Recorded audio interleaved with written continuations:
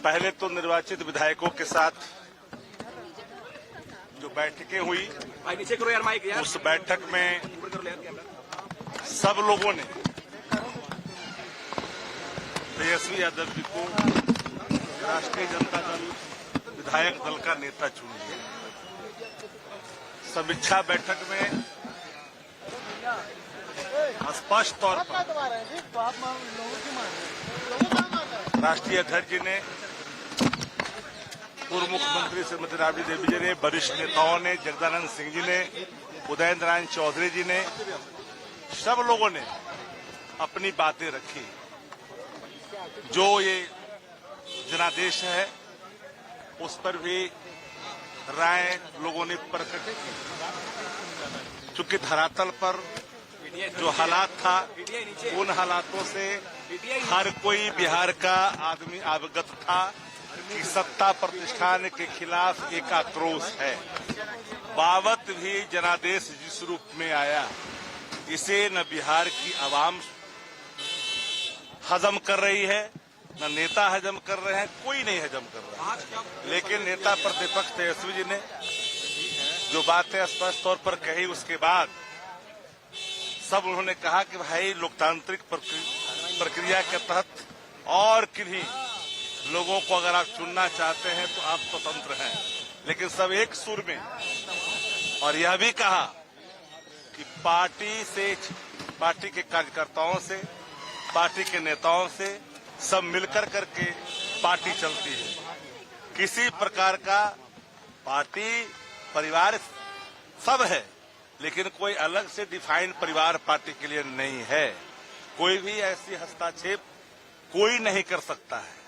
क्योंकि अगर सब लोगों ने जब इन पर ये जिम्मेदारी सौंपी, राष्ट्रीय अध्यक्ष जी ने कहा कि तेजस्वी यादव जी ही, क्योंकि यहाँ की जो सदन की भावना है, बैठे हुए लोगों की भावना है, एक मुस्त होकर के लोगों ने तेजस्वी जी के नेतृत्व में ही आस्था व्यक्त किया। और तब तेजस्वी जी ने स्पष्ट तौर पे कहा, और आदरणीय राष्ट्रीय अध्यक्ष जी ने, कि हम स्वतंत्र तौर पर हम इन्हें काम करने की छूट देते हैं और किसी प्रकार का बाह्य या आंतरिक, घर या बाहर कोई हस्तक्षेप नहीं होगा और पूरे तौर पर पार्टी को आगे लेके जाएंगे। क्योंकि सामने जो चुनौती है, उन चुनौतियों का भी सामना करेंगे। और हम तो पहले भी कहा है, ये जो जनादेश है, ये मशीनरी का जो जनादेश है, तो हम सब लोग जान रहे हैं इस चीजों को लेकर। हमने एक बार कहा, मशीनरी मैनेजमेंट ये जनादेश है और इस पर हमारी लगातार कई समीक्षाएं चलेगी और सतही तौर पर ये चीजें आ भी रही है। क्योंकि हमें जो लगता है, नहीं, आम लोग को लगता है कि मोर देन 25 से 30,000 ईच असेंबली सेगमेंट, इसमें एक करिश्मा हुआ है।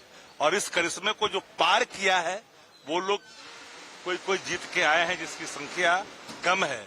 चूंकि जिस तरह का स्ट्राइक है, 90% स्ट्राइक रेट है कई दलों के, यह स्ट्राइक रेट दुनिया के किसी भी लोकतंत्र में, किसी भी पॉलिटिकल पार्टी को संभव नहीं है। साथ ही साथ चुनाव आयोग के नियमों की धज्जियां भी उड़ी। ऑलरेडी चुनाव चल रहे थे, पैसे लगातार खाते में भी जा रहे थे, वह भी देखा है लोगों ने। लेबर डिपार्टमेंट जो पैसे मजदूरों को दे रही थी चुनाव के दौरान, यह भी देखी जा रही थी। पुलिस प्रोटेक्शन में प्रत्याशी इनके सरकार की तरफ से पैसे बांटे जा रहे थे, यह भी लोगों ने देखा। इसके बावजूद भी कहीं भी इनके कैंडिडेट को बैठने उठने की जगह जनता नहीं दे रही थी। इसलिए हमने कहा कि ये पूरी तौर पर मशीनरी मैनेजमेंट इलेक्शन हुआ है और ये जनादेश उसी का नतीजा है। और हम सभी बिंदुओं पर बात कर रहे हैं। हम लोग हारने वाले लोगों में से नहीं है। जो जनता के सवालात हैं, जो हमारा कमिटमेंट है, जो हमारी घोषणाएं हैं, जिसको चुराई है, उस सब पर हमारी नजर रहेगी।